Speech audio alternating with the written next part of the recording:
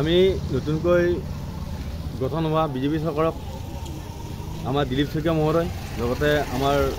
মুখ্যমন্ত্ৰী হিমন্ত বিশ্ব শৰ্মাদেৱ তেওঁলোকক আমি অনুৰোধ জনাইছোঁ আমাৰ যিটো এইটো মংগলদৈ মাদিকুছি আৰু MPK পথৰ যিটো যাতায়াতৰ যিটো অসুবিধা আমাৰ যিটো ঘাইপথৰ জৰাজীৰ্ণ অৱস্থা সেইখিনি তেওঁলোকক অকণমান অতি সোনকালে গুৰুত্বভাৱে ল'বলৈ আমি অনুৰোধ জনাইছোঁ জ্ঞাপন কৰিছোঁ আৰু আচলতে এয়া বিজেপি চৰকাৰৰ সুফলা স্বৰূপ এইটো এটা নামফলা খৈৰাবাৰী তথা মঙলদৈ গুৱাহাটী সংযোগী পথ এইটো BTAD আৰু নন BTADৰ মাজমজিয়াৰ এইটো এটা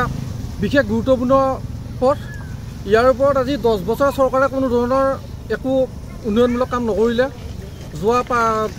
মোটামুটি 5টা বছৰ দিলীপ শইকীয়া ডাঙৰীয়াই এনেকৈ অহা যোৱা কৰিলে তাৰপিছত আমাৰ দুৰ্গাদাস বড়ো ডাঙৰীয়া প্ৰাক্তন বিধায়ক এতিয়া নতুনকৈ এই সমষ্টিটো আমাৰ চিপাঝাৰ অন্তৰ্ভুক্ত হৈছে চিপাঝাৰৰ বিধায়ক মাননীয় পৰমানন্দ ৰাজবংশী তেখেতেও ইলেকশ্যনৰ সময়ত এইফালে প্ৰায় প্ৰতিটো দিনতে দুবাৰ তিনিবাৰকৈ অহা যোৱা কৰিছে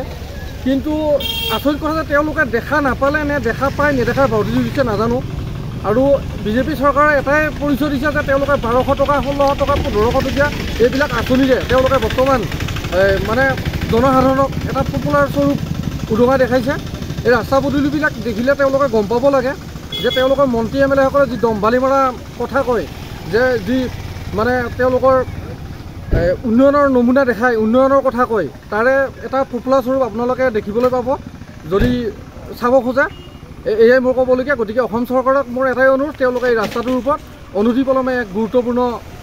ব্যৱস্থা গ্ৰহণ কৰিব বুলি